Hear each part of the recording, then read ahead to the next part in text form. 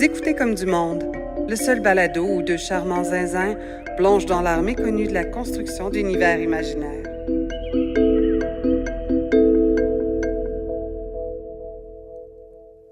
Salut, c'est moi, Joël.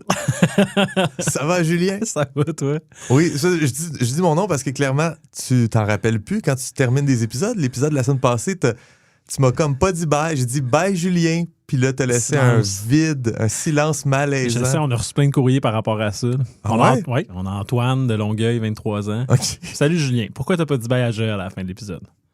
OK. Ben Antoine, tu le vois pas là, à l'audio, mais moi, je gère toute la régie. Là. Puis je me rappelais plus par cœur, il était où, le bouton pour la musique de fin. Mais t'as quand même décidé de pas dire bye, Joël. T'as comme coupé ça. Puis là, il y a un silence malaisant parce que tu cherches ton bouton, mais t'as quand même décidé de pas dire à la semaine prochaine, Joël. Comme avant, t'as toujours été courtois. Là, notre fameuse inimitié cachée est rendue au micro. C'est ça que je remarque. Non, mais toi... Là, t'as-tu juste Antoine, 23 ans? Ah non, Chantal, quel âge? 43. OK. Ouais, Boisbriand. Qu'est-ce qu'elle dit? Elle dit, franchement, c'est inconcevable. Attends, excuse-moi, elle a la lettre. Là. Franchement, c'est inconcevable, Julien, que t'aies pas dit bye à Joël. J'entends pas de bruit de papier quand tu dis là, la lettre. Là. Franchement, inconcevable. Ah, OK. Ah, ben, elle a l'air vrai. En tout cas, pour ceux qui veulent nous écrire à la maison pour plus de plaintes, c'est Pôle Nord, HOH. Non, mais tu dis, t'as décidé de pas me dire bye. C'est comme si quand t'oubliais tes clés chez vous, tu décidais d'oublier tes clés. Absolument. Toute la faute te revient. C'est un choix conscient. J'ai pas oublié de dire bye. Mon cerveau était occupé à faire d'autres choses. OK. Ouais. Je t'en tiens rigueur. OK, mais je te dirais bye 2 fois à la fin de celui-là. Yes! C'est tout ce que je voulais. Tu vois, tu sais comment te racheter. Hey, mais en fait, t'as dit Pôle Nord, HOH. En fait, si les gens veulent nous parler, c'est plus sur Discord qu'il faut qu'ils fassent ça. Ouais. J'ai dit HOH, mais essayez pas de faire ça. Vous allez écrire à quelqu'un d'autre. Nous autres, Discord, c'est vraiment la meilleure place. D'ailleurs, il y a un nouveau participant à notre Discord, un nouveau fan qui a commencé à nous partager sa démiurgie. Ça, c'est malade. Que j'ai trouvé extrêmement cool qu'on est rendu là. Ça, c'est fou. C'est comme ça le but du balado. Là. Ouais. C'est d'éveiller des gens à en faire, mais aussi s'il y a des gens qui en font déjà, qui viennent nous la partager, qu'on devienne comme un espèce de hub du monde qui aime ça faire du world building. Fait qu'épisode 23, on a réussi à rejoindre quelqu'un. C'est quand même pas pire. Qu'est-ce qu'il disait? Premièrement, son nom, c'est... Ruine Babine. OK. C'est son pseudo. C'est son pseudo, oui. Qu'est-ce qu'il nous a partagé? C'était une map, hein? Il nous a partagé une carte du monde qu'il a inventé pour son aventure de Donjon Dragon. Ouais. Puis, je peux commenter peut-être? Oui, puis on peut la partager. Je peux la mettre en image pour ce segment-là. Oui, premièrement, c'est une très, très, très belle carte. L'œuvre d'art est agréable à regarder, puis ça éveille l'aventurier qui sommeille en moi. Je lui ai demandé, moi j'ai quelques informations, là, étant donné qu'on l'a eu sur Discord, mais quelle partie avait été explorée par ces joueurs. Puis il y a un endroit sur la carte où il y a un creux, comme une vallée entre un cercle de montagne, puis il y a des arbres qui ont l'air dorés. C'est dans ce creux-là que sa game se passe. Exactement. Puis c'était évidemment le lieu qui attirait mon attention quand je regardais la carte. Fait que moi, je trouve que c'est une bonne idée de partir ton aventure dans l'endroit intéressant. Mm-hmm. Ou si tu pars pas dans l'endroit intéressant, ben, tu peux le voir puis tu peux l'atteindre. Là. C'est pas genre, il va y avoir des trucs cool quand vous allez être niveau 20 là-bas. Là. Ouais. C'est comme maintenant et tout de suite. Moi, c'est pas ça qui a attiré mon œil au départ. Non, c'est quoi? Moi, je t'ai partagé ma map monde de Gadin il y a de cela quelques épisodes, genre 4 épisodes, 5 épisodes. Ben, tu sais comment à gauche, à gauche, voyons, à l'ouest, au sud-ouest de Gadin, il y avait comme un croissant de terre. Tu te rappelles-tu de ça? Il y a comme une petite péninsule, puis au bout de ça, il y avait un archipel puis un croissant de terre à gauche de Gadin. Ça a un nom, sud-ouest. Ça, c'est... Je t'avais dit, moi, que ça m'intriguait quand j'avais vu ta carte. Oui, mais j'avais refusé d'en parler vraiment plus. Mais en tout cas, peu importe. Il y a un croissant de terre aussi au sud-est de sa map à Ruine Babine. Fait que c'est vraiment là que mon œil est allé. J'ai fait « Hey, je reconnaissais cette forme-là. » Je suis comme « Il me l'a volé. » Mais c'est impossible. De un, c'est tout à fait possible que 2 personnes pensent à faire un croissant de terre, mais aussi, il nous a envoyé ça avant que l'épisode soit diffusé. Donc, complètement impossible. Par contre, il a avoué qu'il t'avait copié sur une idée. Je crois que les espèces de cheminées de fées qu'on voit qui est comme me rappellent les qui est comme les termitières des édificiers. Des édificiers dans Val-Terreur. Ouais. Ben pas dans Val-Terreur, mais dans l'Empire Moi, ça, Adosarien. je trouve ça parfait parce que le jeu de rôle, c'est pas quelque chose que tu vends. C'est pas quelque chose que... Fait que d'aller... Ça à Wizards of the Coast. Hasbro. Mais d'aller chercher dans ce qui est une game entre amis, d'aller chercher de l'inspiration partout, de prendre une aventure, de l'intégrer dans ton monde, de changer le nom des personnages. Oui. Moi, je suis complètement d'accord avec ça. Il l'a présenté en disant « Ah, j'ai copié Julien », mais tu sais, c'est un feature de relief. Ben oui. Il n'a pas copié personne. Non. Ouais. Ben, ce relief-là n'existait pas avant que j'en parle, là, mais non. Mais non, pour vrai, c'est même un honneur de se faire copier. Ça veut dire que tu as des bonnes idées. Puis, oui. Mais j'aime beaucoup la forme qu'il a choisie pour ces continents. Je trouve qu'il y a beaucoup d'originalité là-dedans. Souvent, je suis quand même assez conscient de la platitude des formes que j'ai choisies pour Gadin. Je trouve que c'est trop comme un gros bloc. Je me suis dit, ça va être le fun d'un super continent. Puis finalement, je me rends compte que c'est pas si le fun que ça. Comme j'imaginais un peu une Pangée, tu sais. Puis là, j'étais comme, non, ça serait bien plus cool si... Je pense qu'après qu'on a fait notre épisode sur One Piece, j'étais comme, c'est le fun, le Waterworld. J'aimerais mieux aller là. Puis je me permets pas d'aller là. Mais là, je regarde cette carte-là, la carte de Ruine Babine, puis j'étais comme, c'est super...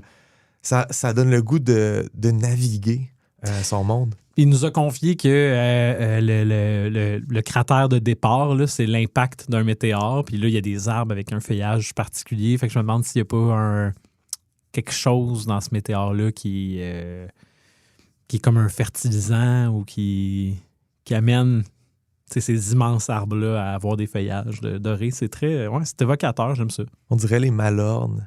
Les Malornes. Dans la Lothlorien.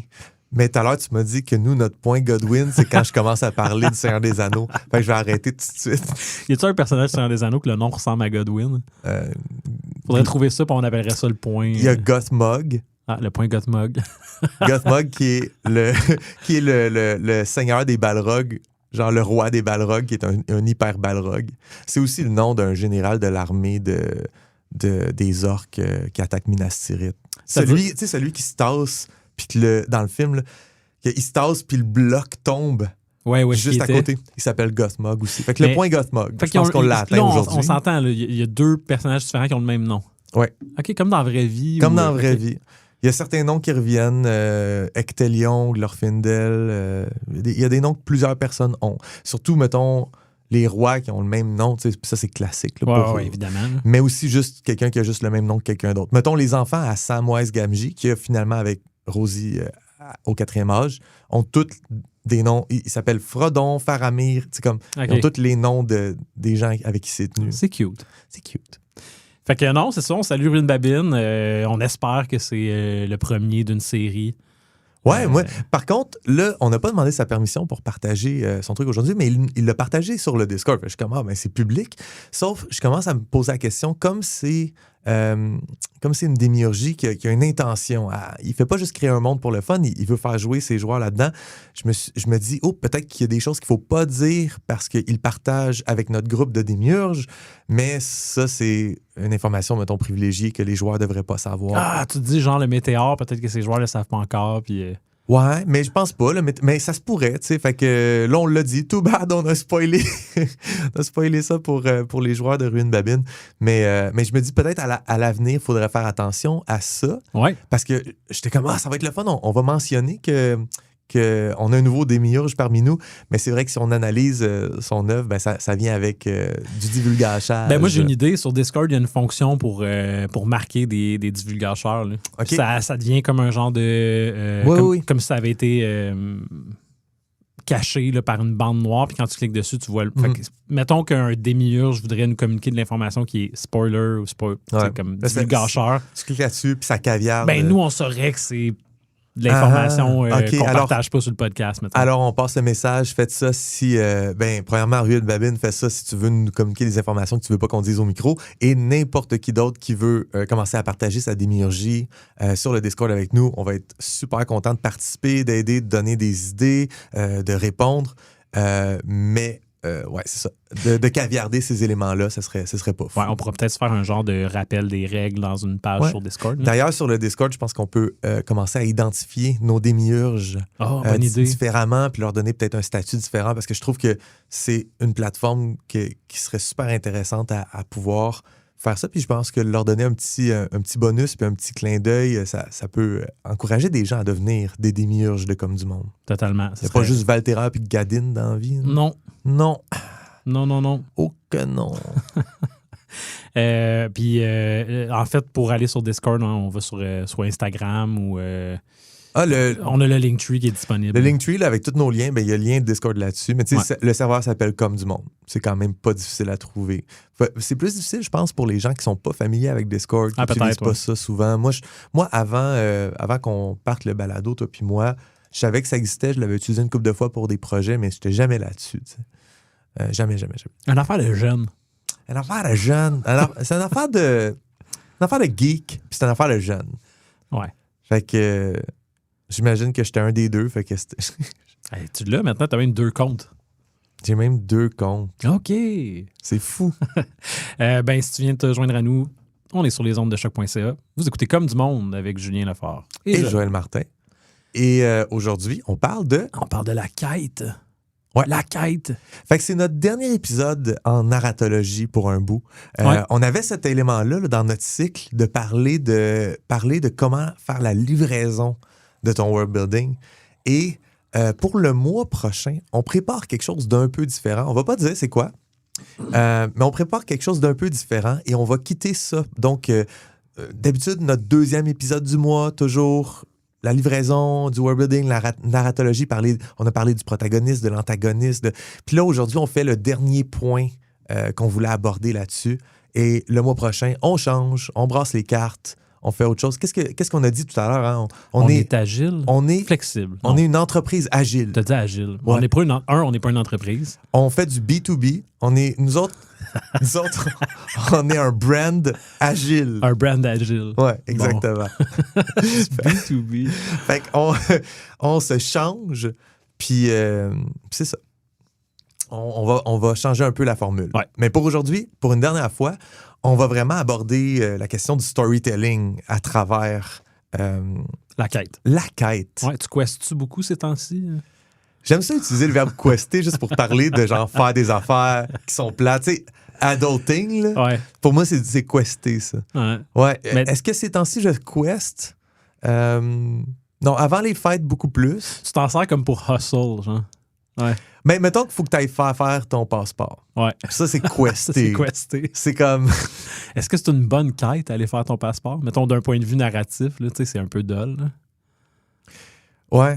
Je pense que ce serait plus viable de dire side-quester. Ah ouais, hein? Parce que c'est vraiment une side-quest. C'est pas ta quête principale. Non, ta quête principale, c'est de partir en voyage. Ouais. Mais si t'es vraiment...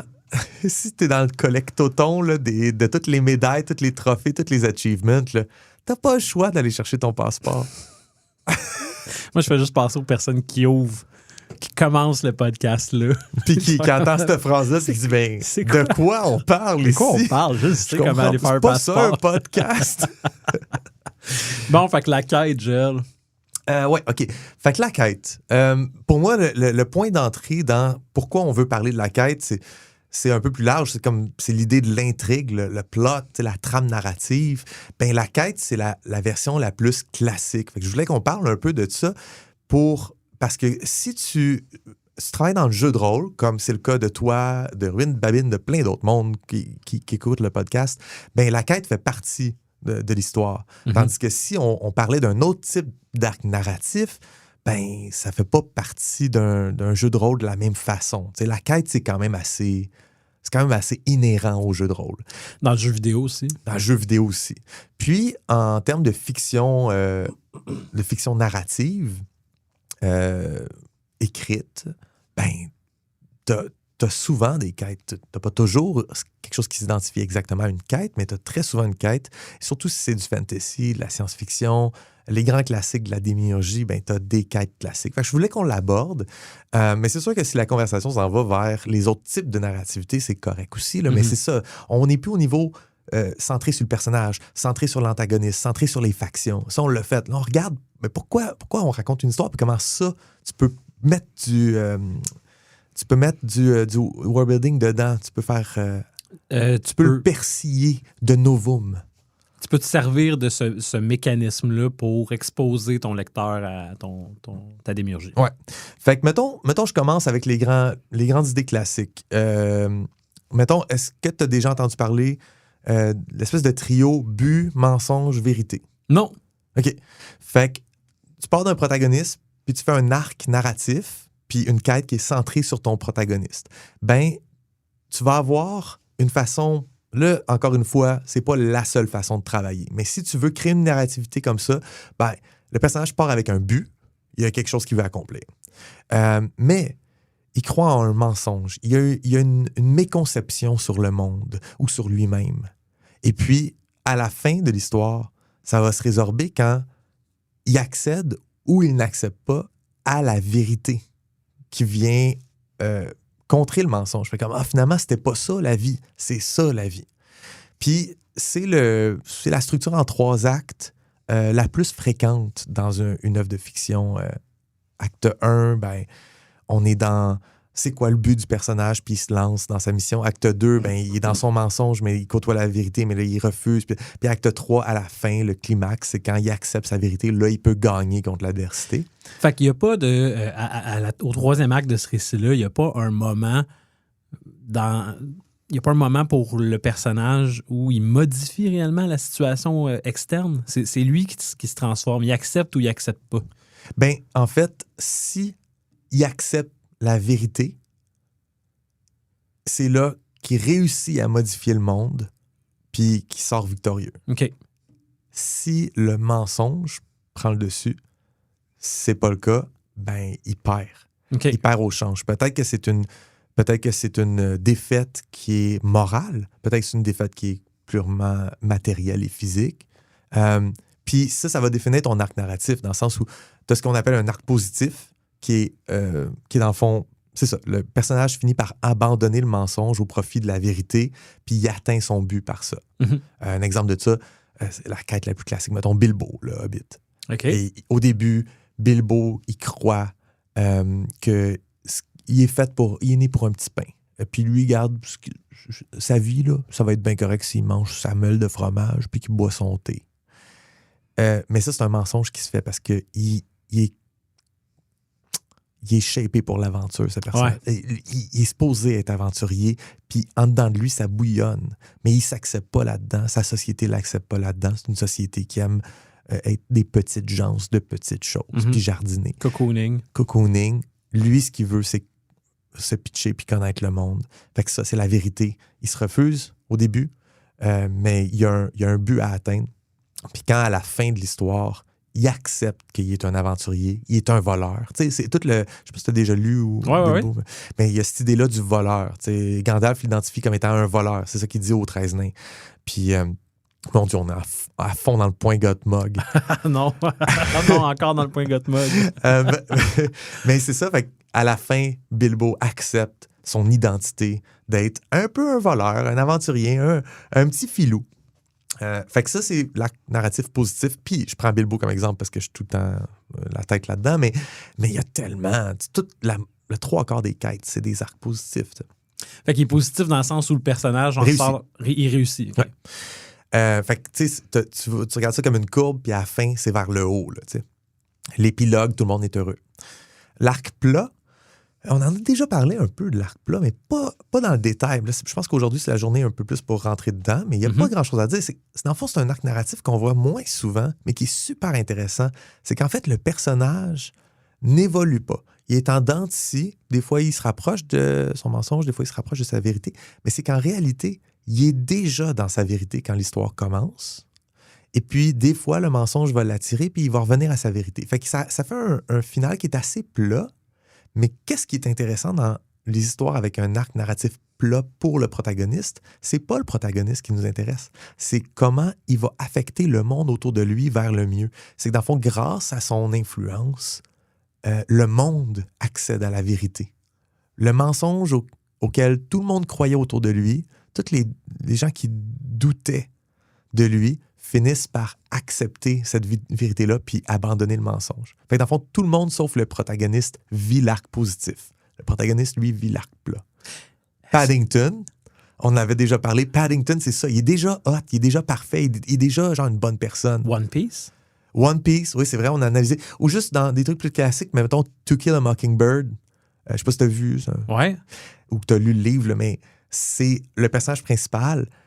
Il croit là, vraiment à des bonnes valeurs, à des bonnes convictions. Il va falloir qu'il convainque le village. Atticus Finch. Il va falloir qu'il convainque le village de ne pas tuer cet homme. OK, l'arc plat, ouais. Puis l'arc négatif.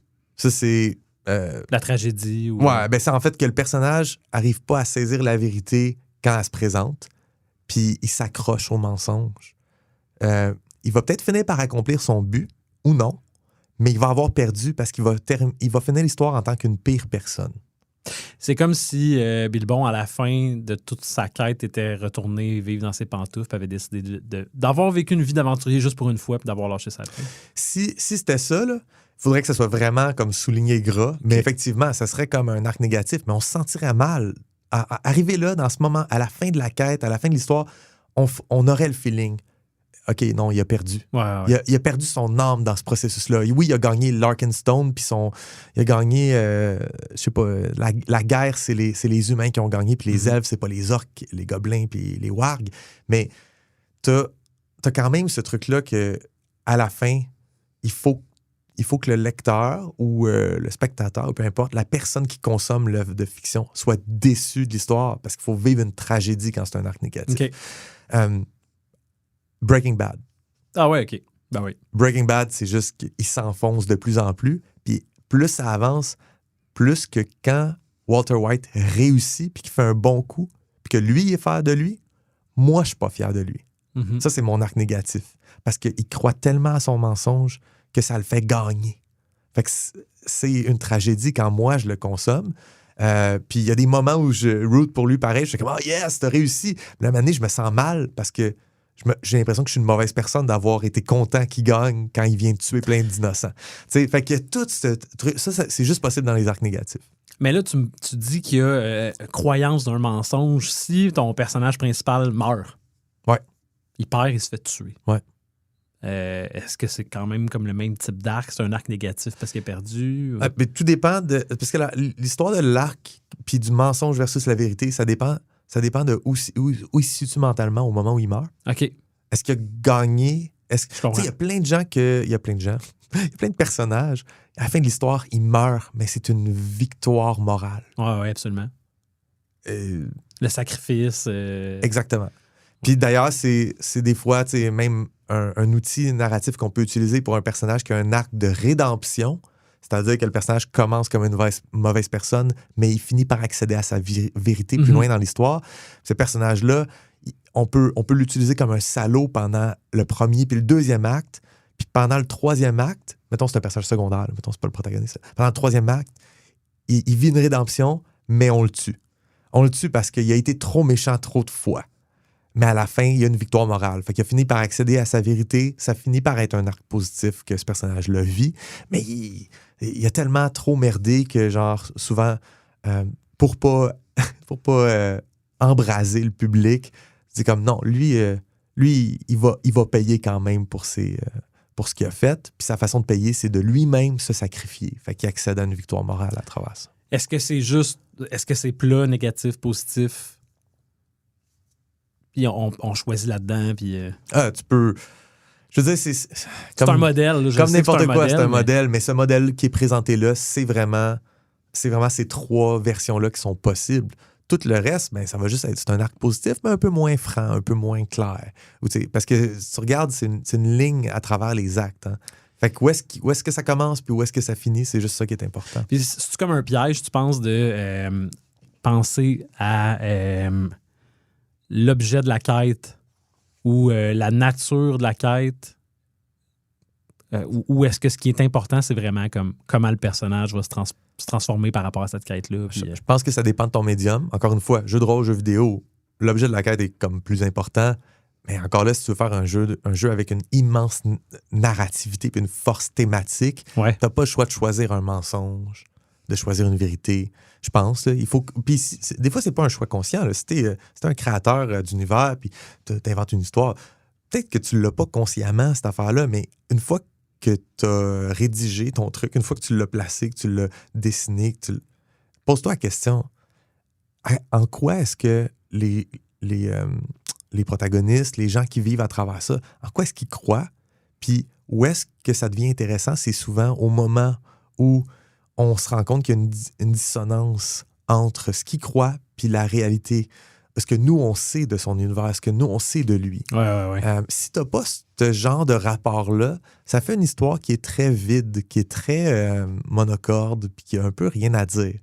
Fait que, comme j'ai dit, quand on est dans le mode ludique, le mode du jeu, peut-être ludique, plus ludologique, le mode du jeu, la quête peut exister sans ça. Je pense à, mettons, des platformers. C'est correct que Mario, il ait pas. Tu fais pas un film de Mario, tu es en train de faire le premier jeu de Mario Bros. C'est correct qu'il va juste sauver une princesse. C'est pas ça le but. Le but, c'est d'offrir une quête. Fait que là, on est plus dans l'objet de quête, même le MacGuffin. Fait que je pense que c'est une bonne question que tu poses, mais moi, je le vois comme deux affaires qui devraient être conjointes, qui devraient être travaillées ensemble avec totalement. La même argile. Puis, tu sais, le mensonge lui-même, c'est lui qui est le plus important. La vérité, là, on s'en fout. Le but, on s'en fout. C'est le mensonge qui est important pour moi parce que c'est avec ça que t'enracines ton personnage. Si ton personnage a un défaut, c'est ça un mensonge, c'est un défaut. Ben, ce défaut-là, tu le veux humain, relatable, faut que le public puisse s'accrocher à ce défaut-là puis comprendre, tu sais. Fait que genre, un bon mensonge, ça génère le conflit central de ton histoire. C'est en conversation avec ton histoire. T'es en conversation avec ta démiurgie. Ça serait cool. Puis t'as une idée préconçue sur le monde, sur ton environnement, puis c'est un mensonge. Je pense à notre épisode sur les stéréotypes. Fait que le personnage principal peut être vraiment, vraiment à fond plongé, emprunt des stéréotypes de son univers, de son peuple par rapport à un autre peuple. Puis là, il croit à quelque chose qui est complètement off avec la réalité. Puis à travers la consommation de l'œuvre, le lecteur, le spectateur se rend compte de ça avant le personnage. Puis là, on est capable de voir, genre, non, tu crois pas à bonne affaire, tu vis dans le mensonge.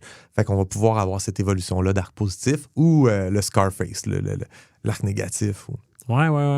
C'est super intéressant. Puis finalement, je pense qu'un bon mensonge, ça sert le thème. Fait qu'au final, on parle de quoi ici? Est-ce qu'on parle de relation filiale? Est-ce qu'on parle de renversement politique? Est-ce que le mensonge devrait être connecté avec ça si c'est ça que tu veux raconter? Si tu commences une histoire puis le personnage croit à un mensonge à un niveau politique, mais que toute l'histoire se passe entre un père et sa fille. Puis que c'est au niveau genre filial, puis c'est au niveau familial, mais t'es off, là, ton mensonge puis puis ton storyline, ils sont pas connectés. T'as pas un alignement entre les deux. Là, puis, Fait que je pense que quand on parle de quête à un niveau très, très, très large, ça, c'est des outils qui sont cool. Comme tu as dit, c'est un modèle. Il existe plusieurs modèles. Mais on gravite entièrement autour de quand même notre thème de l'épisode narratologie précédent. On gravite toujours autour du personnage puis comment le personnage change ou change pas au courant de sa quête. C'est comme si la quête était quand même plutôt accessoire. Puis ouais, mais là, on peut zoom in, aller dans la quête elle-même, l'objet de quête, ces choses-là. Puis là, c'est le fun de développer l'intrigue. Mais pour moi, je trouve tout le temps que c'est un peu secondaire. Parce que une bonne idée d'intrigue, là, j'en ai 10 000, t'en as 10 000. C'est tout le monde. L'espèce de classique de la personne qui dit « Ah, j'ai une bonne idée pour un roman, écris-moi un roman là-dessus. » C'est pas l'idée. L'idée, elle vaut rien. Fait que l'intrigue, la trame narrative, souvent, j'en ai plein des idées, c'est le fun, on va aller là. Mais si tu commences à créer autour de ça, tu vas te rendre compte que c'est un peu une coquille vide tant que tu n'as pas ton thème. Puis pour moi, le thème, c'est ça. c'est de développer un arc narratif qui parle de quelque chose, puis un personnage qui est en conversation avec ce quelque chose-là. Puis... C'est surtout qu'on cherche une bonne histoire quand on consomme de la littérature ou peu importe. Puis c'est ça, une bonne histoire. C'est les obstacles puis l'impact que ces obstacles-là ont sur le personnage. Mm-hmm. Ouais. Puis tu sais, les émotions qu'on va recevoir quand on consomme l'œuvre, ils dépendent de ces choses-là. C'est sûr qu'il y a des trucs superficiels que tu peux faire pour aider. Là. Tu sais, tu pars les violons pendant la scène puis tout le monde se met à pleurer dans les personnages. Peut-être que les gens sur leur divan, ils pleurent. Mais ils pleureront clairement pas s'ils sont pas investis dans ce que les personnages sont en train de vivre. Fait que commence un film avec une scène d'enterrement, puis tout le monde est en train de brailler, puis c'est des violons, là. Mais c'est ta première scène du film. Moi, je regarde ce film-là, je fais comme, OK, cool, enterrement. Je suis pas en tout investi dans... Je vais pas pleurer. Ben non. Mais mets ce film-là à la fin, quand j'ai vécu l'histoire du personnage, ça serait drôle. Full empathique. Juste parce que c'est une scène d'enterrement. Mais tu sais, en réalité, mets-moi la même scène quand ça fait 1h30 que je regarde ces personnages-là vivre quelque chose, puis que j'étais full investi dans ce qu'il est en train d'essayer d'accomplir. Ce personnage-là est mort dans un sacrifice, victoire morale contre défaite. Tu sais, mets-moi tous ces éléments-là, puis je suis en train de brailler là, sur mon divan, là, puis sors la boîte de Kleenex. Ben, t'as tout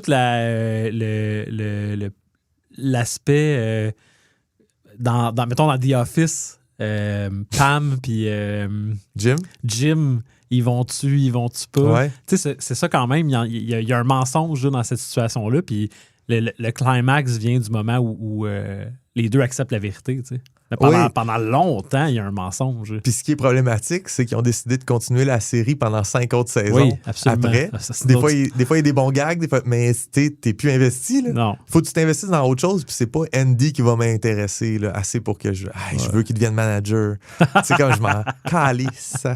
Fait que, mais effectivement, c'est Jim puis Pam, will they, won't they? Ouais. Puis un moment donné, c'est genre, Michael Scott, vas-tu être heureux dans la vie? Ouais, c'est ça. Mais c'est ça, il faut que je sois investi dans quelque chose. Ben, tout le monde, tout le temps. Ouais. Puis là, mettons, je voulais te parler aussi de quelle forme prend la quête dans une construction d'histoire comme classique. Tu sais, on a-tu déjà parlé un peu du monomythe, du Hero of a Thousand Faces de Joseph Campbell? Ouais. On en parle tout le temps comme un petit peu. C'est ça, je pense qu'on peut le regarder, le cercle. Je vais même mettre l'image, je pense. Ouais, let's go. Je te l'ai pas partagé, l'image. Non, hein? mais on la mettra dans le... OK, parfait. Fait que dans le fond, moi, je regarde la version revampée de ça. Celle de Dan Harmon. Fait que Dan Harmon, un moment donné, il partageait avoir utilisé cet outil-là très souvent, puis il s'en cache pas, là, c'est carrément plagié de Joseph Campbell, mais il l'a comme ramené à sa plus simple expression, parce que chaque cadran de 8 points de développement de l'histoire est nommé par un seul mot. Puis tu comprends où est-ce que tu t'en vas d'un mot à l'autre, puis qu'est-ce qui se passe. OK. Fait que j'aimerais ça qu'on le décortique ensemble. Ouais. Quand on parle d'une histoire en 3 actes ou en 5 actes, il y a des théories de 4 actes. Lui, il le divise en 8. Mais c'est pas des actes, ça. C'est vraiment des parties d'histoire nécessaires à la quête. Puis quand Joseph Campbell l'avait présenté avec Hero of a Thousand Faces, c'est à la suite d'analyses de plein d'histoires, de légendes, de toutes les cultures de l'humanité. Fait que c'est quelque chose qui est enraciné en nous. Il existe plein d'autres types d'histoires que la quête, mais quand tu fais la quête, tu fais ça. Même si la quête, c'est Harold et Kumar. OK. Il y a une quête. Il faut aller au... C'est quoi, White Castle? White Castle, c'est ça. Fait que, quand tu fais n'importe quelle quête, il va y avoir ça. Puis s'il te manque un beat, si t'en as skippé un, ça va paraître. Les gens vont comme... il manque comme un point. C'est ça que Dan Harmon voulait que tous ses auteurs... Oui, il faisait un crash course de cette affaire-là au début de... Puis il dit, il faut que tout le A-plot, le B-plot, le C-plot, toutes les histoires qui sont en train de se passer dans mon épisode de Rick and Morty, assurez-vous que ça respecte ça, puis peut-être ça peut aller sur Fast Forward parce que c'est Jerry, puis on s'en fout de Jerry. Mm-hmm. Mais il faut que ça respecte ça. Nice. Fait que c'est nice qu'on s'en foute de Jerry. Ben, Jerry mérite absolument qu'on se foute de lui. Fait que le premier point, tu pars avec le mot « toi ». Ouais. C'est You. L'idée, c'est d'établir le protagoniste, puis on le met dans une situation qui est sa situation initiale. Là, je vais prendre comme exemple l'épisode Morty Night Run de Rick and Morty, saison 2, avec le nuage toxique, comme le nuage d'émotions. Ah, qui devient ami avec Morty. Ouais. Parce que c'est l'exemple que Darren Harmon avait pris une fois, puis je trouve que c'est intéressant. Puis il y a Jermaine Clemens qui fait la voix de Flight of the Conchords, que j'adore. Goodbye, Moon Man. Goodbye, Moon Man. Je me rappelle plus de l'air, mais c'est quelque chose de lyrique comme ça. C'est comme du David Bowie. C'est du Bowie, là. OK, ouais. Fait que, au niveau You, au niveau du personnage, le protagoniste, et Morty vit bien jusqu'au moment où il apprend, tu sais, il vit confortablement, jusqu'au moment où il apprend que Rick deal des armes. Rick, c'est un seigneur de guerre, puis il vend des armes à des assassins. Là, Morty apprend ça. Là, ça vient partir la narrativité. La quête commence là, parce que Morty n'est pas à l'aise avec ça. Fait que ça crée un besoin, quelque chose qui ne marche pas dans son univers. C'est le need. Le need. Deuxième, point 2. C'est qu'il ne se sent pas bien avec ça. Il a besoin de changer ça. Il a besoin que Rick arrête de faire ça. Fait que là, il part. Point 3, partir. Go! Et qu'est-ce qu'il va faire? C'est qu'il va franchir le seuil. Franchir le seuil, ça veut dire aller dans la deuxième moitié. Fait que dans le fond, le cadran, là, il a commencé en haut, puis on s'en va en bas. On s'en va dans la moitié du bas du cercle. Puis cette moitié-là, Joseph Campbell la définissait comme le monde de l'aventure, le monde de l'inconnu. Même pour le conte de fées, là, c'est le Feywild, là, c'est ça. Là, Dan Harmon appelle ça le chaos. Il appelle ça le chaos, oui. Parce qu'après ça, tu as commencé dans l'ordre, puis tu vas finir dans l'ordre. Mm-hmm. Je me rends compte que ça ressemble à notre roue des plans de Donjons Dragons. Après ça, qu'est-ce qu'il va faire pour franchir le seuil? Morty va essayer de trouver une façon pour défaire ce que Rick fait, puis qui voit comme étant un dommage éthique dans la société.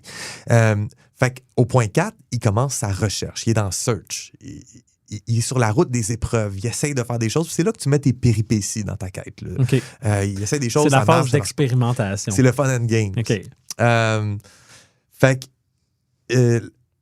il passe à travers une série de péripéties, puis il arrive à Find. Il arrive au point 5, au segment 5, de trouver. Il trouve ce qu'il cherchait. Tu remarques qu'on n'est pas encore rendu à la fin du cercle. Non. Pas du tout.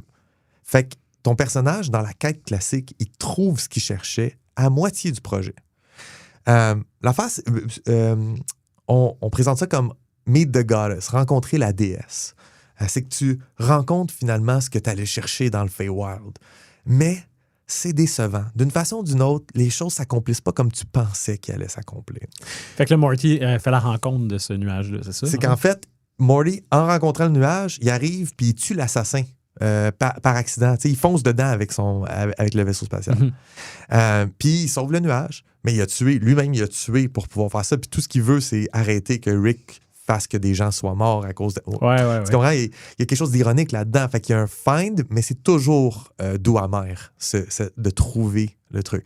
Parce que tu as trouvé, mais c'est pas exactement comme tu veux. Il y a un prix à payer. Fait que le prochain point, c'est le take, c'est que tu vas prendre ta découverte, le personnage ramène ça avec lui, mais il faut qu'il en paye le prix. Ici, Morty a tué quelqu'un en découvrant, mais en plus de ça, il réalise plus en plus que de sauver la vie du nuage, ça va tuer plein de monde. Ouais. Tu t'en rappelles de cette histoire-là? Ouais. C'est drôle parce que je sais que tu connais tellement Rick and Morty que tu peux juste me raconter l'épisode, puis je t'ai pas préparé aujourd'hui. Mais c'est comment, pourquoi? Mais je me rappelle plus pourquoi le nuage, mais finalement, parce que Morty est vraiment persuadé qu'il vient de se faire un nouvel ami, puis que bon, c'est merveilleux, mais finalement, ce nuage-là est mal intentionné. Là. Ce nuage-là croit que la vie à base de carbone ne devrait pas exister. Voilà. Puis lui, il n'est pas à base de carbone, puis comme, il faudra enlever tout ça, là. Fait que c'est une machine à tuer, au final. Ouais. Après ça, le point 7, c'est de revenir. Fait que là, Morty revient avec le nuage, il rapporte le trophée. C'est un staple de revenir dans le monde de l'ordre. Il arrive du monde du chaos, il revient avec le trophée, avec le nuage. Fait qu'il finit par l'accompagner à un portail pour pouvoir sauver le nuage pour qu'il retourne dans sa dimension. Mhm. Le nuage, après ça, il dit « Ah, merci, c'est super fin. On va revenir pour le cleansing. » Puis là, Morty fait comme « Le cleansing. Comme vous allez venir nous nettoyer la forme de vie à base de carbone. » Puis Morty prend son gun puis il tue le nuage. Yep. Puis en pleurant, tu sais. Puis ça, c'est le point culminant, c'est le climax parce que il y avait son mensonge depuis le début, c'est-à-dire c'est mauvais de tuer, peu importe le nombre de vies. Puis là, il accède à sa vérité qui est non, des fois, il faut tuer une personne pour sauver des milliards. Puis on est dans cette espèce de dilemme-là. Là. Je ne vais pas commencer à prétendre que je sais c'est quoi la bonne réponse à ce dilemme-là. Non, mais l'important, c'est que Morty vive ce changement-là. Exactement. Morty croyait en quelque chose, puis il se rend compte au fur et à mesure de son histoire que cette chose-là est erronée pour lui dans son contexte. Et là, donc, il est passé du mensonge à la vérité. Il accepte que le nuage est juste hyper dangereux, puis il y a plein de monde qui vont mourir.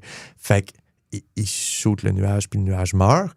Et donc, il revient changer. C'est la dernière étape. L'étape 8, c'est change. Il est revenu changer. Il est maintenant le maître des deux mondes. Le monde de l'ordre, le monde du chaos. Puis ça, c'est parce que tu es le nuage. Ce que j'aime, c'est que ce cercle-là fait pas... il fait pas de discrimination vraiment avec si ton histoire finit bien ou finit mal. Ouais. Tu peux comme quand même jouer avec ce paramètre-là. Puis... Fait que ça, c'est ce qu'il appelle le Story Circle, mais c'est vraiment hautement inspiré du Monomythe de Joseph Campbell, qui est juste une version moins claire parce qu'il y a plus de barbeaux, il y a plus de détails puis de petites choses, puis qui est vraiment orienté conte de fées. Tandis que ça, tu peux l'appliquer à Harold et Kumar. Faisons-le. Non, c'est pas vrai.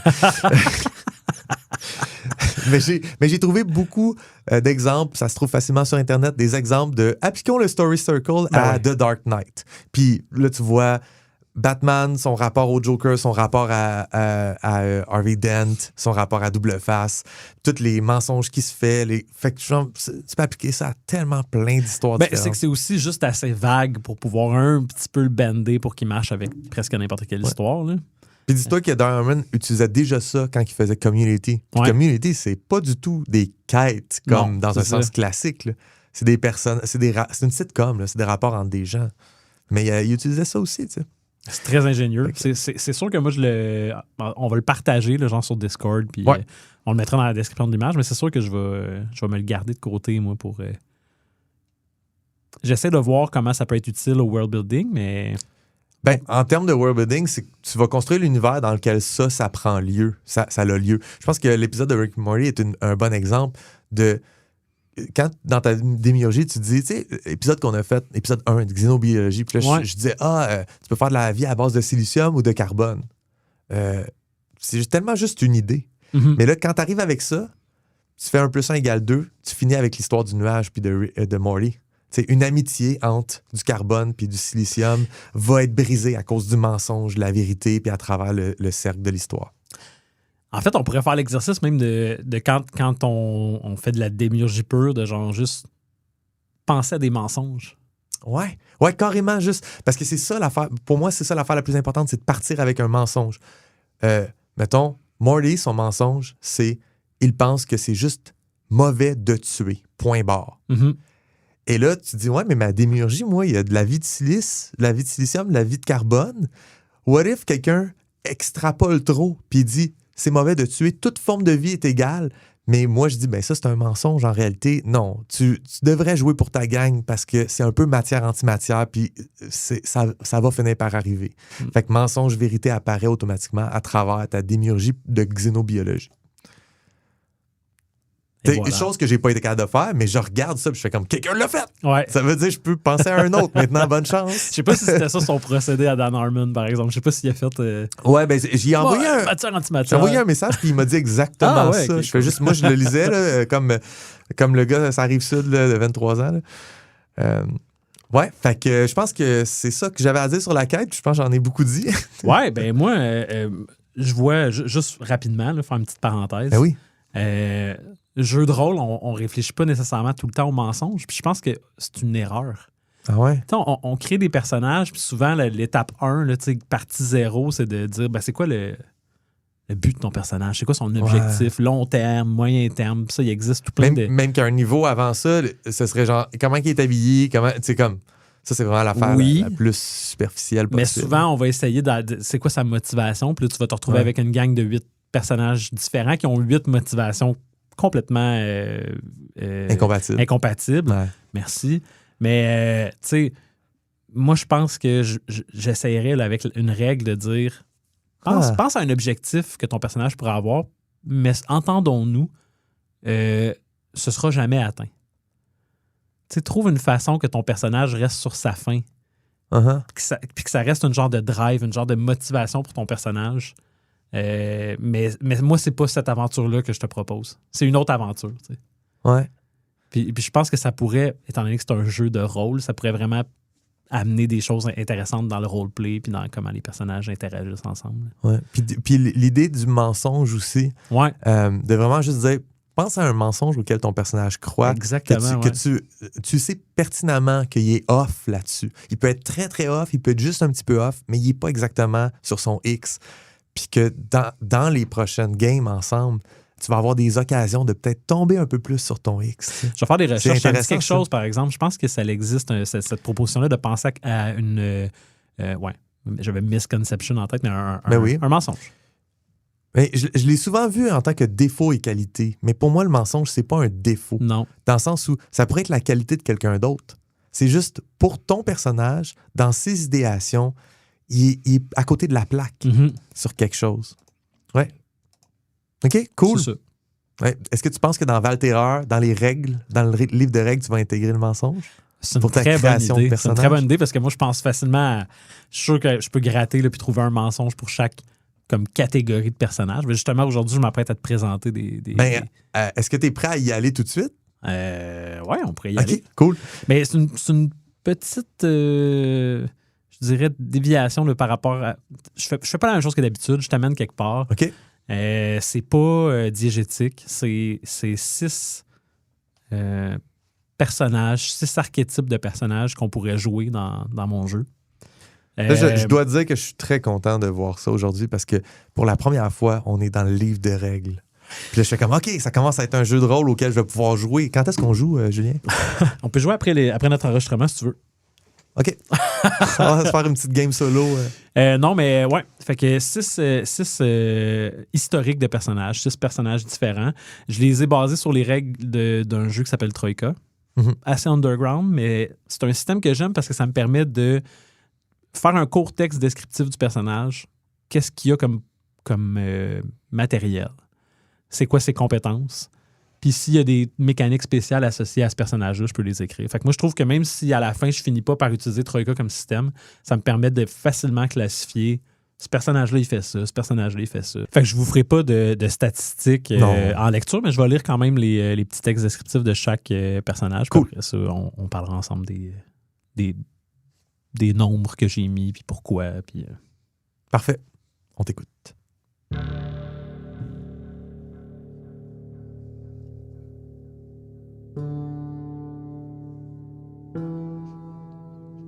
Adopharien de la plèbe. Ton peuple est le premier à être entré en contact avec l'empereur. Tes ancêtres ont érigé la capitale en son nom et tu portes toujours la flamme brûlante de l'ambition en toi. Vas-y, ose l'Ouest.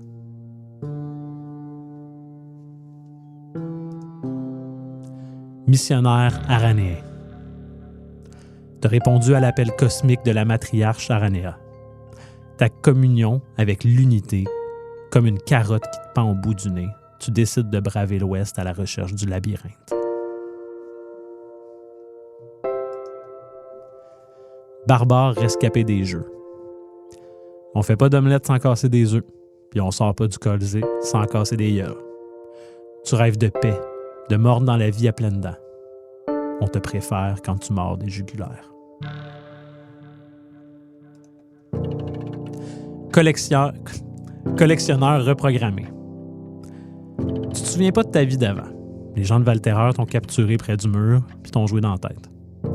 Un charpentier local, ton père adoptif, t'a raconté comment les autres collectionneurs vivent.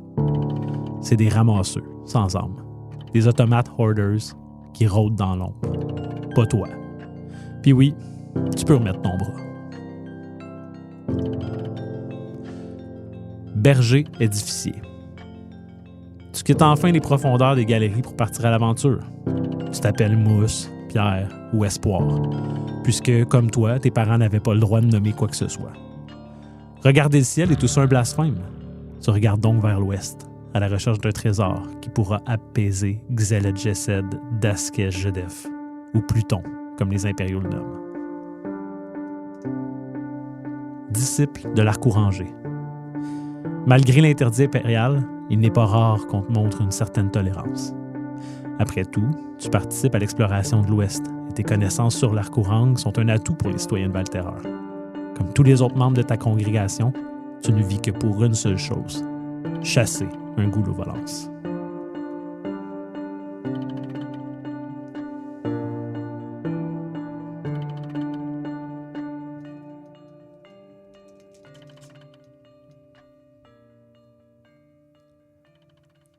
Ouais. Cool. 6 profils différents. Ouais. Dans le fond, en belle tradition Troïka, j'ai décidé de les numéroter. Fait que, en ce moment, il y en a 6. Ça pourrait être un D6. Oui, je comprends. Fait que là, tu les as numérotés avec le classique de mettre 11, 12, 13. Pour ceux qui ne connaissent pas ce système-là, c'est que c'est un système qui fonctionne avec des dés à 6 faces. Un pour la dizaine puis un pour l'unité. Fait Ouais. que tu te retrouves avec des résultats de 11 à 16, de 21 à 26, de 31 à 36. Puis ça te donne 36 résultats possibles à la fin. Ça donne 36 en tout? Les possibilités de pairing différents? Ouais. OK. Ah ouais, 6 x 6. Ouais, mais il y a des pairings qui réarrivent. Si le premier dé pogne 1 puis le deuxième dé pogne 2, ou si le premier dé pogne 2... Non, parce que ça donne 11, 12, 13, 14, 15, 16. Il faut que tu définisses avant il y a un dé de la dizaine lequel. OK, Ouais, c'est bon, c'est ça. parfait. Sinon, OK. c'est sûr qu'il n'y a aucun moyen. Il faut que tu les lances Oui, dans puis l'ordre. ça marcherait pas parce que les probabilités seraient trop fortes pour certains. Exact. C'est comme ce serait impossible de pogner le 66 ou le 11 comparé à pogner le 44. Non, c'est vraiment comme un D36. Okay. Je comprends. Ouais. Fait que là, t'as créé 6 niveaux. Fait qu'on pourrait carrément juste brasser un D6. Pourquoi tu voudrais brasser ton personnage? Ouais, c'est une bonne question. Troïka est fait comme ça. Fait que je pense que je me suis pas vraiment posé plus de questions que ça. Mais dans le fond, c'est un choix de design de jeu. Okay. Est-ce que tu veux que les joueurs choisissent leur personnage ou tu veux que ce soit comme déterminé au hasard? Ouais. Il y a des joueurs qui aiment vraiment construire leur personnage, puis ça fait partie de l'attrait du jeu, là. Je veux jouer un magicien, je veux que ce soit je veux que ce soit une elfe, je veux qu'ils connaissent telle sorte de magie. L'expérience Troïka, c'est on sait pas qui tu vas jouer, puis s'il meurt, ben t'en fais un autre. Ouais, j'ai jamais joué à un jeu de rôle qui était comme ça, qui me permettait pas moi-même d'imaginer puis de construire mon personnage, mais maintenant que j'y pense, toutes nos games de Cosmic Encounters, toi puis moi, c'était comme ça. C'est ça. Ouais, c'est quand même répandu dans le jeu de société. Ouais, là. dans le jeu, dans le board game, c'est plus présent que dans le tabletop. Puis, moi, j'ai vécu des belles choses en choisissant pas mes personnages. Ouais. Non, c'est sûr que ça peut être le fun. Ça peut aller des fois à l'encontre de tes réflexes. C'est drôle parce que moi, les 2 parties de Troïka que j'ai jouées, les 2 fois, mes personnages, c'était des... il y a une fois que c'était déterminé que c'était une sorcière. Ouais. Puis l'autre, c'était un enfant. Puis les 2 fois, j'ai décidé de jouer des personnages féminins. Quelque chose que j'aurais jamais fait avant. Je crée un personnage, il est un peu comme... C'est facile quand on crée un personnage qui devient une extension de toi-même. Ouais, exactement, ouais. Là, t'es comme forcé de jouer des personnages des fois qui sont des archétypes. Puis même si tu décides de faire un rôle de composition, c'est des choix que tu as faits que tu imagines être à l'encontre de toi-même. Tu es tout le temps en opposition ou en embrassant quitter, mais si tu brasses, tu peux pogner l'espèce d'entre-deux qui t'aurait jamais intéressé puis le rendre intéressant. T'sais. Absolument. Ouais. Non, j'aime ça. Fait que quand on fera la game après l'enregistrement... Là, on choisira. non, je vais le brasser. Ah oui, OK.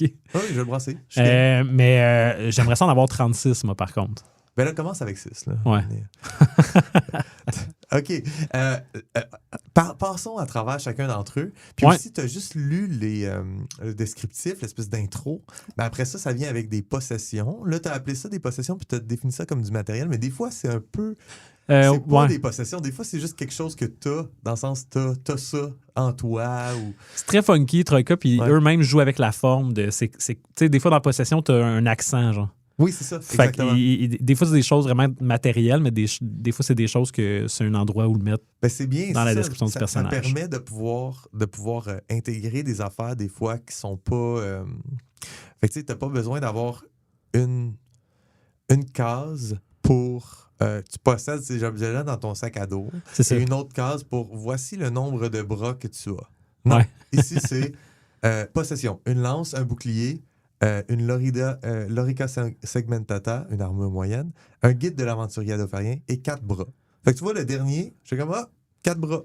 T'écris pas dans ton sac à dos que t'as 4 bras. Non, c'est ça, exactement. Fait qu'on est plus comme dans... T'as 4 bras, c'est vrai que tu l'as, c'est une possession inaliénable, comme on dit.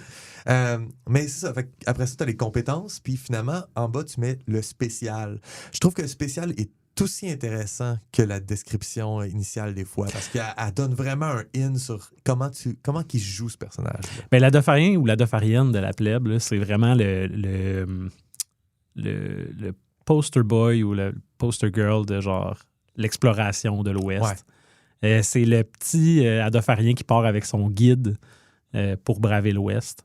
Fait que je lui ai donné comme spécial que quand il rencontre une créature inconnue ou un phénomène étrange, il peut tester sa chance. Bon, c'est une mécanique de Troïka, c'est de rouler en dessous du score de chance que tu as. C'est la mécanique pour voir si les choses réussissent ou non. Ou réussissent pas. Sur un succès, tu as de l'information sur le guide de l'aventurier qui fait que, tu sais... Fait que ton Hitchhiker's Guide to the Galaxy, quand tu l'ouvres, ça se peut qu'il y ait cette info-là dedans. Il faut juste que tu lances un dé pour savoir s'il l'a. Puis s'il l'a, c'est ton maître de jeu qui te l'explique. Exact. Okay. C'est un jet de connaissance, dans le fond, là, qui est caché. C'est un peu comme le barde dans la 3.5, là, qui pouvait comme faire un jet de connaissance bardique. Oui. Fait que c'est l'équivalent. C'est un petit peu de fluff pour un personnage qui a fait ses études. T'sais. Pour chacun de tes personnages, il y a cet aspect-là aussi qui est un spécial. Fait que peut-être qu'on peut en parler un peu, mais le spécial de l'Aranéen est vraiment connecté. Bon, premièrement, pour ceux qui suivent plus ou moins comme du monde, on va définir c'est quoi ces 6 profils-là parce qu'ils sont vraiment connectés avec ce que tu nous racontes. J'ai été l'épuisé dans ce qu'on avait déjà, dans le fond. Mais oui, c'est ça. Ouais. Fait que moi, j'y reconnais tout. Fait que est-ce que tu peux, en une phrase, faire ton elevator pitch pour l'Aranéen du Nouveau Monde? C'est quoi un Aranéen? Un Aranéen, c'est une personne qui est infectée par un parasite qui voyage dans l'espace d'une planète à l'autre. Qui est fongique à peu près. Là. Puis, en gros, la réaction physique, c'est que le fruit du champignon te sort de la tête, puis on dirait que tu as des pattes d'araignée qui te sortent de la tête. Et puis, le but, c'est de créer un genre d'unité. Là. Un genre de hive mind de gens connectés ensemble. Fait que je l'ai présenté souvent comme étant le grand méchant de mon truc, là, mais moi, je te donne la chance de jouer quelqu'un qui a un parasite. Ouais. Mais tu as souvent dit que toi, tu le considérais pas comme un grand méchant, mais souvent, le reste d'Adophar va le considérer comme un grand méchant. Ouais. Après ça, c'est ça, puis son spécial, c'est que il a accès à un plan théorique qui n'existe que dans la conscience puis qui relie chaque autre du parasite dans tout l'univers. C'est un haut lieu d'existence que les psychonautes... Les psychonautes, c'est des gens qui s'adonnent à les drogues psychédéliques récréatives. Ouais. Donc, les psychonautes ne font qu'effleurer. Toi, tu existes parmi les géants de verre et les figures fractales. Tu ne peux rien apporter de matériel avec toi quand tu le visites. Presque personne ne te croit. Puis ceux qui te croient s'en sacrent. Fait que tu nous avais déjà parlé, ça c'est bon, tu nous avais déjà parlé de l'espèce de monde dans le royaume intérieur. Ouais, c'est ça, exactement. Ouais. Mais là, tu fais un peu d'émurgie à travers ça en présentant des géants de verre, des figures fractales. Fait on peut se le figurer un peu... avec des images un peu plus... Ouais, c'est presque de la cosmologie. Là. J'ai vraiment comme un plan avec des choses propres à ce plan-là puis des règles propres à ce plan-là qui est réel dans le monde, puis les Aranéens y ont accès. Sont les seuls à avoir accès. Ouais. Après ça, tu nous présentes un barbare ou une barbare rescapée des jeux. Fait que ce personnage-là aussi a un spécial. Le barbare, je t'ai déjà posé la question, on sait pas... C'est-tu comme un humanoïde? Oui, mais c'est-tu exactement comme un adopharien ou c'est autre chose? Ben, moi, je les imagine d'une autre origine. Mais moi, je les vois carrément d'une autre espèce en regardant ça. Parce qu'ils n'ont pas 4 bras puis ils ont des dents serrées. C'est ça. Ils sont différents. J'ai fait des genres de silhouettes pour chaque personnage. Puis c'est tous des arts du domaine public là, que j'ai comme trafiqué. Puis... j'ai pris un dessin d'araignée que j'ai mis sur un dessin d'un moine. Ouais. Bon. C'est très cool, ça. Mais le barbare, c'était lui que je veux vraiment pas où je m'en allais. Tu as pris l'ado dans Dinosaurs. Puis On dirait vraiment l'ado avec la crête. Wow! Tu trouves pas? Ben oui, il faut que je change ça. Non, c'est comme moi, je suis d'accord. C'est pas un profil qui a été abusé, l'ado dans Dinosaur. T'as raison. C'est pas cliché, là. Mais je vais juste te dire, toi et eux qui l'ont fait. Je vais te dire, c'est que toi, t'as 25 personnages humanoïdes, t'as 25 comme espèces dans ton monde. Puis moi, j'essaie de donner de la personnalité à 3 espèces. Je trouve que l'édificier, il a son truc. Ouais. Je trouve que les premiers, ça commence à prendre forme, puis les barbares, j'ai rien. Puis là, au point où j'en suis, je peux pas juste dire, je vais prendre un humain puis je vais lui donner une caractéristique animale. C'est ça tout ton truc, tu sais. Fait que... Ouais, parce que moi j'en ai 25, mais moi j'ai un cheat code que on part tout avec nos a priori sur ce qu'on pense d'une coquerelle, on l'assigne à mes blatiens. Mais là, moi, je joue avec ça, mais ça me rend les choses faciles. Puis, un moment donné, j'ai le danger de mal définir quelque chose, pas full le définir, puis finalement, c'est juste comme un a priori sans plus. Fait qu'il faut aussi que je fasse un travail comme tu es en train de faire. Mais toi, tu l'as plus, ce job-là, parce que tu pars de zéro, tu sais, puis tu crées quelque chose, ce qui est vraiment cool, là, je vais le dire. Là. Je les aime, les Aranéens, je les aime, les édificiers. Puis les barbares, j'ai pas encore d'opinion. C'est tout, tu sais. Ben, c'est ça, parce que je te dirais que dans ma tête, c'est les moins définis. Ouais. Le fait que les adophariens, là, qui sont la plèbe, là, les premiers, le fait que j'ai défini qu'ils ont été comme créés par les édificiers. Ouais, puis que, c'est leur bio... comment tu dis ça? Bioserviteur. Bioserviteur. Ben là, j'ai comme un... je sais pas, je trouve que ça commence à leur donner une direction. Là. Mm-hmm. Fait que si tu pouvais créer une vie qui te sert seulement à t'aider à construire des tours, puis tu crées biologiquement une personne parfaite pour être un esclave, là, c'est plate à dire, là, mais ben, moi, le fait qu'il y avait 4 bras, ça faisait du sens, parce que ça fait que pour les travaux manuels, ben, il peut travailler 2 fois plus vite. Fait que j'ai ça, j'ai le fait qu'il y a une vie très courte, que je peux commencer à miser là-dessus. Je leur ai donné une capacité, là, ils ont dans leurs compétences, ils ont maçonnerie. C'est eux qui ont construit la capitale. Fait que c'est comme un leg qu'ils ont de leur passé sous le règne des édificiers pré-chute. Fait qu'ils ont quelque chose. Puis les 4 bras, ça donne. C'est pas un trait animal. T'sais. Les barbares, moi, pendant un bout, là, je les imaginais avec des cornes, ou quelque chose comme ça. Comme taureau, un peu. Puis je veux pas là, tomber dans. Je vais essayer de me tenir loin. Parce qu'on fait ça ensemble, je me tiens loin de tout trait animal. Mais là. Mais c'est vrai. Obligé. Non, mais je trouve que c'est un peu aussi un. Ah, ça te fait. Ouais, c'est le côté, les contraintes. Exact. Donnent de la créativité. Fait que tu te mets un petit cadre, puis là, tu dis, ben ça, je vais pas là. Fait que pour vrai, je savais pas de quoi qu'il y avait de l'air jusqu'à temps que je trouve le crâne d'un piranha, tu sais, puis c'est la crête du derrière d'un tricératops que j'ai renversé, tu sais. Fait que là, j'étais comme, il est un peu lézard, mais tout ce que je sais, c'est que je veux que le barbare joue le rôle du barbare, tu sais. Oh ouais. Que ce soit une prise qu'on a dans ce qu'on connaît, mais je veux lui donner un petit flavor. Fait que là, j'ai parlé de ses dents, tu sais, puis j'en ai fait ça fait partie de ses possessions, là. Des dents serrées. Une de ses possessions, du sang sur les mains.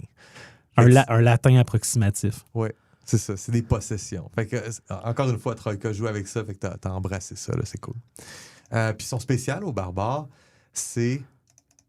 t'aimerais ça régler les choses de manière diplomatique, mais quand ça tourne au vinaigre, on peut toujours compter sur toi. Quand ton endurance est à 0, teste ta chance. Sur un succès, tu continues à te battre. Tes blessures l'emportent sur toi à la fin du combat. Fait que c'est le fameux frenzy, là. Ouais. Ouais. Fait que je sais pas, j'aurais pu décider de faire complètement autre chose.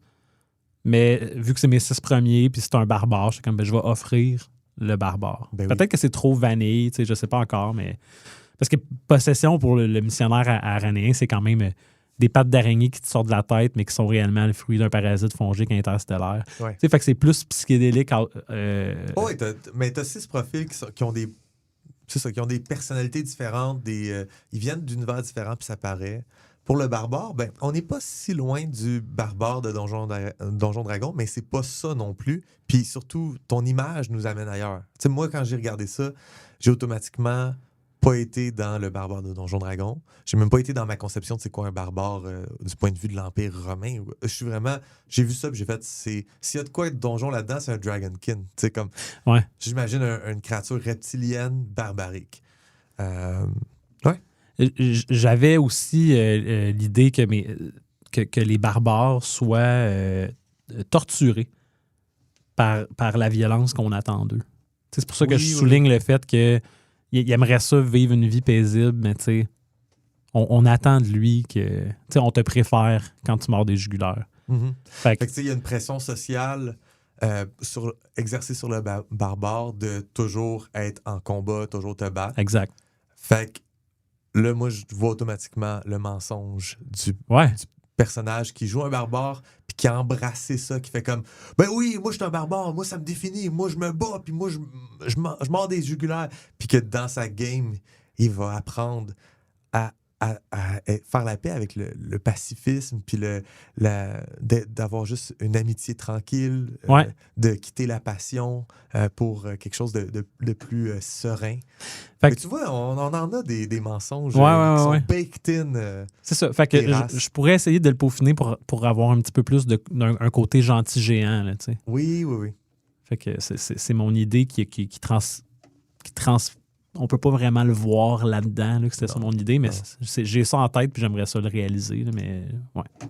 Le collectionneur a l'air d'une espèce de golem. Ouais, exact. À un moment donné, je l'imaginais comme des petits lutins. J'ai eu plusieurs versions du collectionneur au fil de tes lectures. Non, il est massif, le collectionneur. C'est un on en a vu un petit peu dans la tête, je pense, où on en a entendu parler. Puis c'est des créatures qui vivent normalement de l'autre côté du mur, qui ramassent tout. Fait que dans la forêt, ils peuvent ramasser des branches, des roches.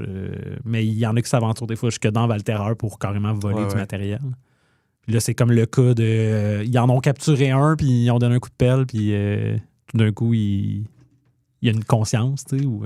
Ouais, ça m'a intrigué comment celui-là devient conscient, tandis qu'il se fait dire que ses congénères sont...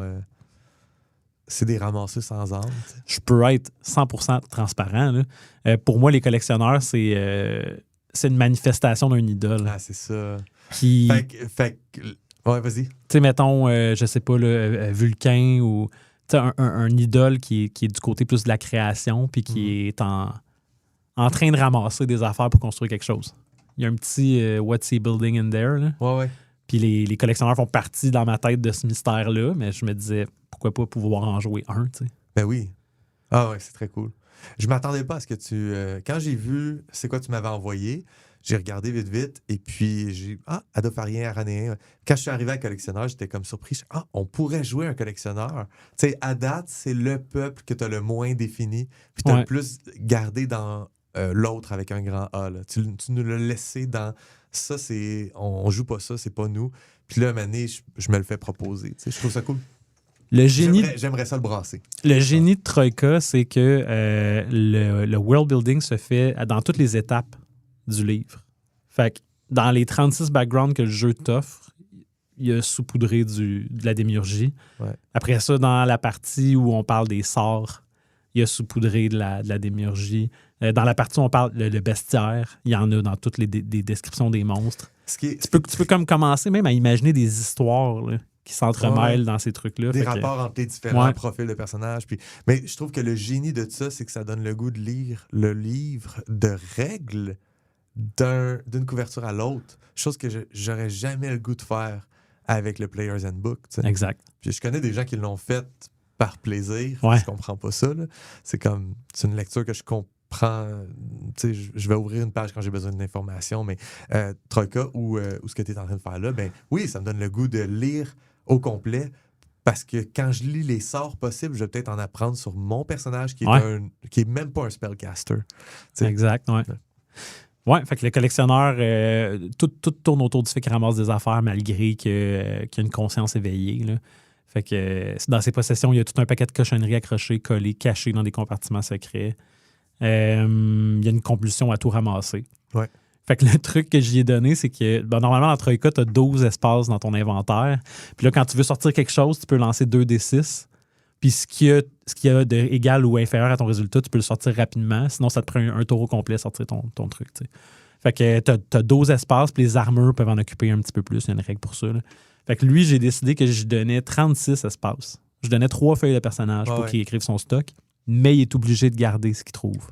Fait qu'il y a 36 affaires, Puis une fois qu'il a maxé à 36, il peut pas se débarrasser de rien volontairement. Exact. C'est ça que je vois, là, c'est que tu dis, il peut perdre des affaires, mais il faut pas que ça soit Ouais, volontaire. je veux dans le fond que si tu, en tant que maître de jeu, l'intrigue, c'est qu'ils se font voler quelque chose, ben il peut pas dire « Hey, t'as peu, je suis supposé tout le temps tout garder. » Non, il peut se faire voler des affaires. C'est juste que lui, il peut pas dire « Ben, je jette ça pour ramasser ça. » T'as pas peur qu'un personnage fasse un deal avec son partner qui dit « Hey, prends-moi des affaires. » Tu sais, je veux dire, l'aspect c'est une règle qui se contourne parce que c'est pas moi qui l'ai pris, c'est l'autre, tu sais.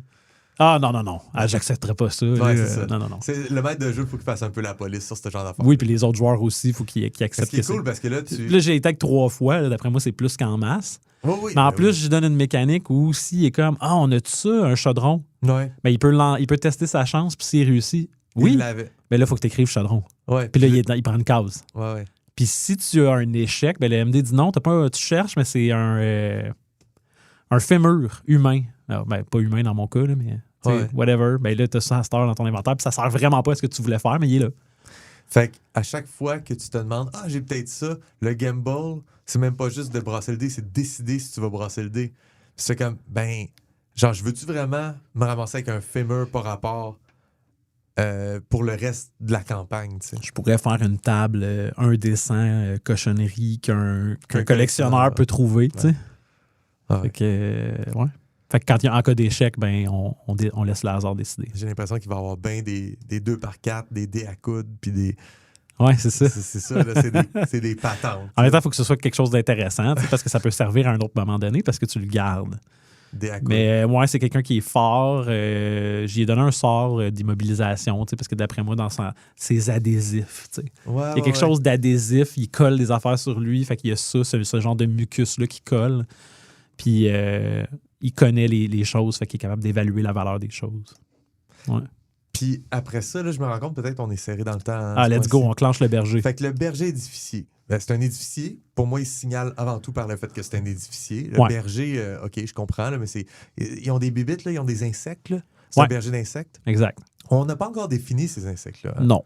Ben, je lui ai donné un fidèle scarabée de compagnie, mais... un scarabée. Ouais, non, il gère des troupeaux d'insectes, dans le fond. Puis là, il y a le gros reveal que Xelekash, c'est Pluton. Ouais. Fait que moi, quand j'ai vu ça, j'ai fait je dormais bien sûr de ne pas l'avoir remarqué dans son dernier texte. J'avais pas du tout flashé que tu me servais l'histoire du fameux Pluton qui est le croque-mitaine des édificiers. Ouais, mais qui est la tête de Turc de l'Empire. Ouais. Tu sais, l'Empire est tout le temps en train... Toutes les affaires, tu sais, la liste de damnation mémoriale, faut pas s'associer à Pluton. Là. Fait que tout plein d'affaires avec Pluton. Puis j'étais comme, Pluton, c'est un des dieux romains, mais c'était juste un mot qu'eux autres utilisent pour parler de ça. C'est pas une idole. C'est ce gars-là qui est allé faire le programme. C'est ce que les Romains faisaient, de prendre une divinité d'une autre culture puis d'y donner le nom d'une de leurs divinités. En faisant comme ça, c'est toute la même affaire. Ouais. Ben, c'est ça qu'ils font avec ce croque-mitaine-là qui, si on se rappelle mon dernier texte, probablement habite quelque part à l'ouest. Sur la surface. Probablement immortel, puis probablement en possession de beaucoup de connaissances sur le monde. C'est fou parce qu'il en sait plus que la plupart des Aranéens puis l'empereur lui-même. Ouais. Puis lui, il est là, puis il chill. Ouais. Puis il fait peur à des édifiés, même si c'est sa gang. En attendant de se débarrasser de l'empereur. Ouais, exactement. Tout ça est très intéressant. On n'a plus de temps, c'est ça l'affaire. Son spécial, c'est sa vue. Darkness. Dark Vision. Ouais, c'est ça, c'est poche un peu. Mais... je dirais pas à retravailler parce que ça peut être super utile, mais peut-être il donnait un twist, il donnait un petit oomph. Ouais, j'ai pensé il permet d'utiliser son instrument pour dompter des animaux ou quelque chose de même. Okay. Que je reviendrai avec ça. Mais il faut vraiment qu'on se quitte. Le dernier, c'est le disciple de l'Arc orangé. On en parlera un autre moment donné. Ben oui, on se le gardera pour une autre fois, mais il va être disponible de toute façon. Je pense que je vais tous les mettre sur Discord. OK. Bon, bye, Joël. Bye, merci. Bye. Oui, c'est bon, merci. Comme du monde, un balado signé Joël Martin et Julien Lefort. Écrivez-nous au comedumondepodcast@gmail.com. Participez à la conversation sur Discord. Abonnez-vous au balado sur votre plateforme préférée et suivez-nous sur Instagram, YouTube et Patreon. Tous les liens sont dans la description. Merci d'avoir écouté.